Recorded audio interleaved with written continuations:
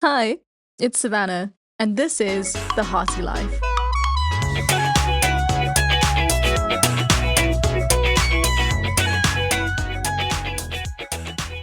I'm feeling I'm feeling a bit low this week, and I had originally planned this another episode I was going to release this week that was I was trying to be a bit more inspirational. And I recorded it and I just didn't feel like my heart was in it. It wasn't portraying what I wanted it to portray, and I think it has to do with the fact that I'm just feeling really low and I'm not feeling like inspirational. So I decided not to do that, and I don't know, I decided to do something a bit different this week. I think I haven't really planned what I'm gonna talk about. Um, Thinking maybe I could share what's been happening this week because I feel like it's a lot, and I feel like maybe it's something that you might be struggling with or maybe thinking about. Get on the mic and tell you what's up. But I really am trying to show up and be authentic, and sometimes in that authenticity, we aren't feeling the best. We aren't at our best. So here we are. The one thing I've been working on in the last few weeks is that I'm trying to build something for myself, and it hasn't been easy because I've been very lost and I don't really know what I'm doing. I've been listening to a book. It's all about business and stuff like that. And one of the things that he talks about is about knowing yourself. And this is something that all the courses that I've done over my life, they all talk about the same thing, like yourself. You are your greatest asset. You need to know you. And in this book, he has this like the ultimate questionnaire to like get to know yourself. And I was like, you know what, fuck it, I'm gonna take this questionnaire because why not? He suggests that when you take it, like you need to have like a good solid hour that's carved out. You need to have no distractions. No one's gonna interrupt you, and you need to make sure that you don't like skim ahead. You have to answer every question as you get to it. So I did this test, and it took me 4 hours. I'm not kidding. Like I'm not. I really put my heart and soul into it, and I answered all these questions as elaborately and with as much detail as I possibly could. There's a section in this test or this like questionnaire where you need to write letters to certain people. And it was really interesting because I learned a lot about myself within writing these letters. Like I know everyone like talks about, oh, you should write a letter to someone and something that they'll never read, but it just helps like get all these emotions out. And it was really interesting because I realized I had a lot more emotions about certain things that I didn't realize I did before, which was quite nice because I thought that I felt nothing towards it, but clearly that's not true. But then I was left after doing that with guilt and with shame. I had these very guilty feelings for thinking and writing what I did. And I'm sort of just left with those feelings. Like, I think that doing these kinds of exercises should be done with like a professional because then they can help coach you through the feelings that are brought up. And I was a little silly in that regard of, well, I know I wasn't silly because I didn't know that this is what was going to happen. Luckily, I am seeing a therapist, so I spoke to her 2 days later and I kind of explained this to her, and she was actually the one who pointed out that when you do these kinds of exercises, not in a guided way, you are left with these feelings. And I'm like, yeah, it's true. Um, and then on that was on Monday, and actually, but the thing about the Z questionnaire, which I actually took out from it, is that I realized through doing it that I've turned into the person that I needed when I was younger. And this was quite a profound moment for me when I realized that. And it was really interesting because in a way I've always been like this, but it's only now that it was brought to my attention that a lot of the things that I am now is a lot of things that I craved needed when I was younger. not through anyone's particular fault, like I'm not blaming anyone, but it's just something that I realized. And then towards the end of the questionnaire, he is trying to like evoke emotions in you, like especially common emotions that you feel. And through those emotions, you can almost determine what kind of job you should be doing, or like what you should be pursuing in your life to find purpose. And it's really funny because I've been like rattling with this idea for a while of like, because I want to change my careers and I had an idea of what I should be doing, but I was like, I don't know if I'm going to be any good at this. Like, I just don't think that it's for me. Like, what happens if I fuck people up? Like, this is not what I want to do. I want to make sure that I'm adding value to people's lives. And I'm very careful because I just care, you know? I know what it's like to have like bad mentors and stuff in your life. They give you the wrong kind of advice. And upon completing this, I used ChatGPT to help me, obviously, to narrow down the different emotions that I listed and to tell me what job suits having these types of like emotions. And the number one answer that ChatGPT gave me was the one that I've been wanting to do. So that kind of solidified that for me, which in a way was really nice. I kind of felt like I had a little bit more of a like I had AI evidence that what I was thinking of doing, I should do. And then that also started like playing up in my mind about how I spent majority of my life seeking validation, especially from outside outside sources, you know? And even with starting with this podcast, I didn't tell anyone about it because I didn't want someone to like talk me out of it, because sometimes people do that. We don't mean to, but people close to you sometimes talk you out of ideas, talk you out of things, not because they necessarily think you can't do it, but because they're projecting their insecurities onto you. And this has happened a lot in my life, and sometimes I let this influence me. And it's something I'm really working on trying to deter and not listen to, because at the end of the day, it's my life, and I'm the one who has to live with my decisions. And I'm the one who has to take responsibility, and I'm the one who has to, you know, assume the control of my life. And yes, there are things that happen and you can't control them, but you can always control how you respond to them. So I only told one person about starting a podcast, and I actually told him because I wanted someone to hold me accountable, because I know myself in the sense that I get excited about things and then I talk myself out of it because I believe I'm not good enough. I believe all these things. And like, why would anyone want to listen to it? Like, blah, blah, blah. So I asked him, like, could you just hold me accountable? And I want you to check in because I need that pressure. And yeah, he said, fine. And he would check in, and it was good because I knew that he was checking in and I was already working on it because I knew he was going to check it. So it really worked out, and he was a very, very big support. So I'm very grateful for that.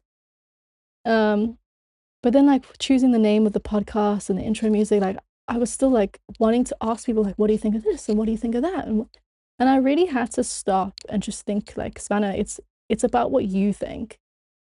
You know, it's always about what you think.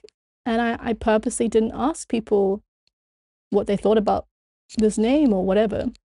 And I was like, so I was slowly taking these little steps forwards. And I think something about healing and working on yourself and is that you have these small little moments where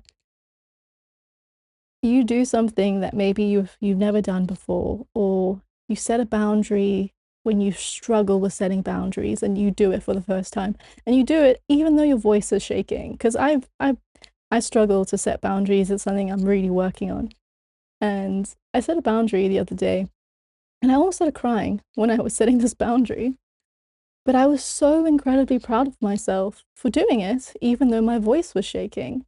And I know that the more you do something, the easier it gets. And I wanted to like celebrate the small win with someone, but then it's also kind of like people don't really understand the full extent of like something you're going through, something you're working on, you know, things like that.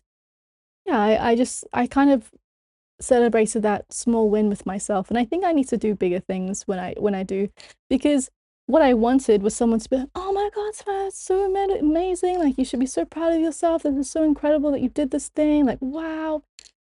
But I wasn't even doing that for myself. So I shouldn't be searching for this from other people if I'm not doing it for myself, you know? You should always meet your own needs before you expect other people to meet yours. And you shouldn't be expecting anyone to meet any kind of need you have, you know? You should always just meet it yourself. So I think I'm gonna go celebrate that small win. I don't know how, but I'll figure it out. And then on Tuesday, I was like, okay, I feel like I'm holding myself back. I feel a lot of self-doubt. I feel like I can't be the person that I want to be. And so I was like, okay, I need to work through this. So I started like working out what my limiting beliefs were, and I was writing them down, and I was trying to do this exercise by myself. And it was quite hard. Like I needed guidance again. Like, this is something that I thought that I could just do myself, get over. Like, I was watching a couple of YouTube videos on it, asking ChatGPT to help me.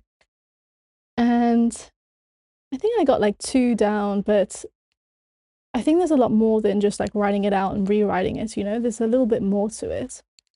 And then I had therapy on, when was it? The other day? The day after, Wednesday. And we are working on reframing my mind. So basically eliminating limiting beliefs. It was kind of funny because we got to this exercise and it was a bit too real for me, if I'm honest, because she started reading to me what my limiting belief was without me having told her that that was what I thought. And that was really hard to hear, because I'm thinking, like, I've only had a few sessions with this woman and she has already picked up things that I think about myself without me having actually said them. And listening to someone read out the things that you think about yourself is really fucking hard. I was struggling. And I'll tell you the exercise that she told me, just in case this is something that you also want to try and work on. But I think it does help, because sometimes we have blind spots, and sometimes it's better if you guided through this, or if someone knows some of the limiting beliefs you might have about yourself that you don't even realize. So she told me that I need to write out, so I'm not allowed to write out the limiting belief. I need to write out the reframed version of it. And I need to write it pen and paper. And then when I do is when I go to bed, I need to read them out loud. And when I wake up in the morning, I need to read them out loud. Now, if I want to listen to it, or like if I want to record myself and listen to it during the day, I can do that. But that's not part of what she is suggesting us that we do. Right. So I'm gonna read the first 3 that I have to you. So, because they might be the same that you have, and I think that it's kind of funny, because I was talking to a friend of mine recently about some of the doubts that I was having, and she was like, I can't understand that I never thought that you had these kind of doubts. And it's something that I see with my friends and people close to me as well. Like, you see how incredible and wonderful these people are, but they don't see it in themselves. And I think that that applies to us, like the way that we view ourselves as well. And there's a saying I heard about how it's hard to read the label from inside the bottle. And I think about this a lot, and I think that I'm trying to apply it more to myself and believe more in myself, but it's hard. But I am actively working towards changing things. And so I thought, you know, this podcast is all about the ups and downs, and it's kind of down at the moment. So I'll read you the first 3 that I had. Oh, okay. I haven't written down what the actual limiting belief is. I've only written down the reframed version, but I know what the limiting belief is, and I'll read them to you. And now, again, this is not me saying these things so that you message me afterwards and go, oh my God, Savannah, you're so fucking amazing. Like, No, I know. It's more of just showing you that everyone has these limiting beliefs. Everyone has these self-doubts, and often they really like hold us back. And I am actively working on changing that. And I'm showing you that I am, and I'm gonna bare my fucking soul to you so that you can see exactly where I'm at. And it'll be great when I get to a point where I don't believe these statements anymore. And it'll be interesting to see how much I've changed from that. So, we're kind of doing this together. Okay, the first one, the limiting belief or the thing I need to reframe is I am not good enough. The second one is I am a burden. And the third one is I am not an easy person to love, and love is always earned, never given freely. And what's funny is that we didn't, with my therapist, we didn't have time because we kind of came to the end of our session, and she said to me, yeah, Sveno, so we still have a couple more. And I was like, oh, okay, how many more do we have? And she like starts counting. She's like, we've got 15 more. I was like, oh, fuck, great. Looking forward to that. So there's 15 more of these to go through. Wow. And the thing about doing this exercise is that when I write out the limiting beliefs, like that's so easy for me to say. Like I didn't even have to read it. Like it's just ingrained in my head that I believe those three statements. And when we were like reframing it, I wanted to take I am not good enough and turn it into I am good enough. But she said to me like, you can't just polar opposite, like you can't just write out the polar opposites of the limiting belief because it doesn't have the same kind of effect. And it doesn't, because it's quite easy for me to just say, I am good enough. I feel there's no resistance. And she's really urged me to write down something that actually makes me feel uncomfortable. You're really, really challenging that belief. So I'm gonna read out what I've written down in its place. So I am not good enough has it turned into I know I'm good enough. I am the best version of myself. And like, ooh, reading these out loud now is making me a little bit uncomfortable, I'll be honest. Like I feel the resistance. And like last night when I was gonna like read them out to myself, like I didn't want to. I was procrastinating. I was just sitting in my bed. It's like I wasn't even on my phone. I was just staring at something, like daydreaming, because I was just so actively procrastinating because I didn't want to do this. Which I think is a good thing because it's really forcing me to challenge myself, and that isn't very easy.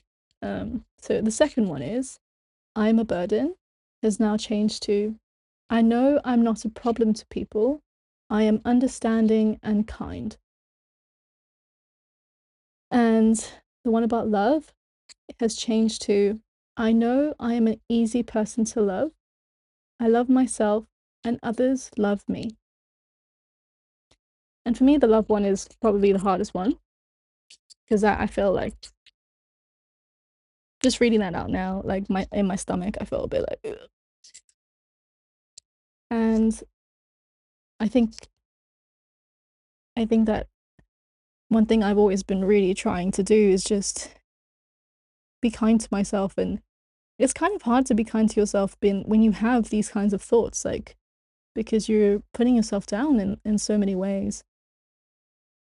And I sort of just had enough, and I know that I'm holding myself back, but sometimes I just don't know what to do or where to start or how to get from point A to point B. So I'm very grateful for my therapist I have at the moment because she's new and she's fucking kicking ass. Like it's great. She's doing exactly what I need, like what I need, and she views life in a very similar way to how I view it. Because I've had therapists before who were just